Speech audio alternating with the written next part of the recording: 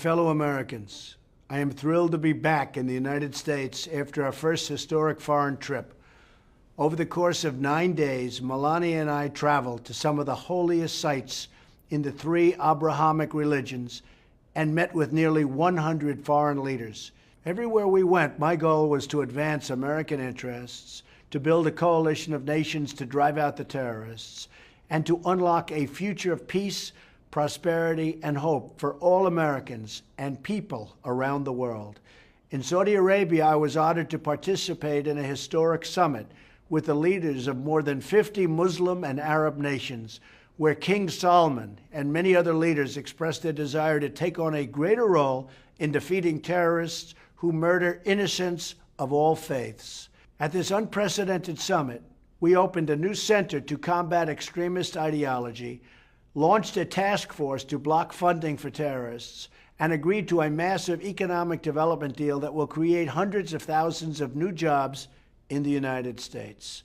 I also discussed the importance of the nations of the region taking more responsibility on migration so that more young people are part of creating a better future in their home societies. From Saudi Arabia, I traveled to Jerusalem, where I reaffirmed the unbreakable bond between the United States and Israel.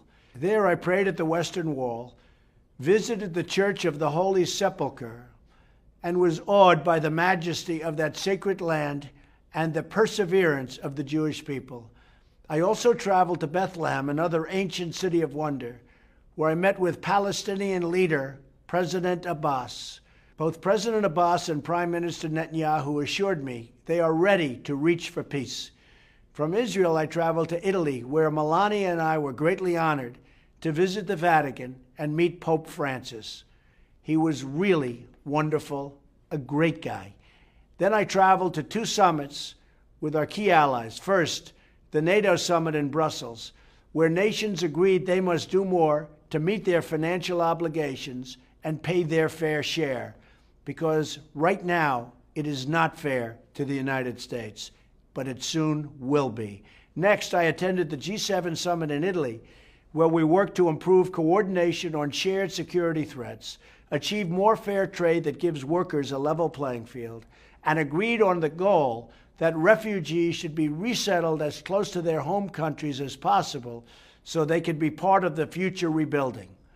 Before we returned home, I was delighted to conclude my trip by visiting American military families. Unbelievable people, the true source of our strength. We will always protect those who protect us. Our first foreign trip was full of historic and unprecedented achievements.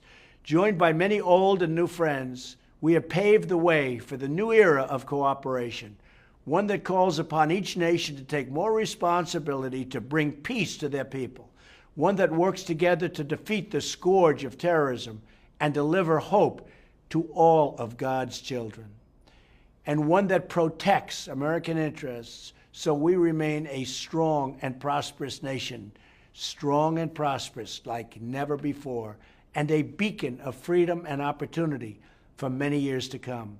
Thank you, God bless you, and God bless the United States of America.